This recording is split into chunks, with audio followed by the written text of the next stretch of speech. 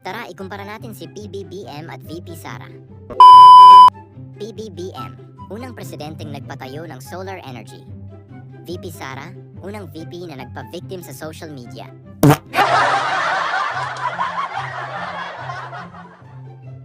PBBM, unang presidenteng binayaran ng utang ng mga magsasaka. VP Sara, unang VP na walang utang na loob. PBBM, presidenteng nakinabang sa boto ng mga tao. VP Sara, nakinabang sa boto ni PBBM. PBBM, tinulungan ng mga tao para manalo. VP Sara, tinulungan ni PBBM para manalo.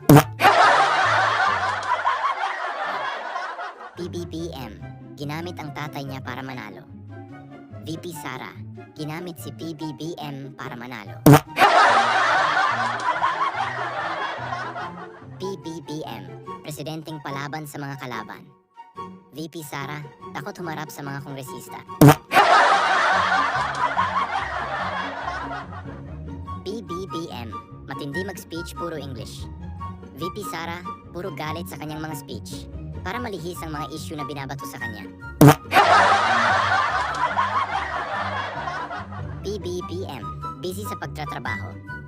VP Sara, busy sa paggawa ng resibo. PBBM, sumaklolo sa mga nasalanta ng bagyo. VP Sara, nanood ng concert habang may bagyo. PBBM, tahimik lang hindi pinapansin ng mga kalaban. VP Sara, panay papansin kay PBBM. PBBM, milyon-milyon ang mga taga-suporta. VP Sara, supporters niya wala ng 1,000. PBBM, nag-iikot sa iba't ibang lugar para magbigay ng ayuda.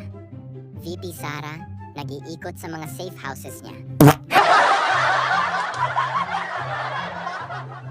PBBM, walang best friend. VP Sara, may best friend si Mary Grace Piatos.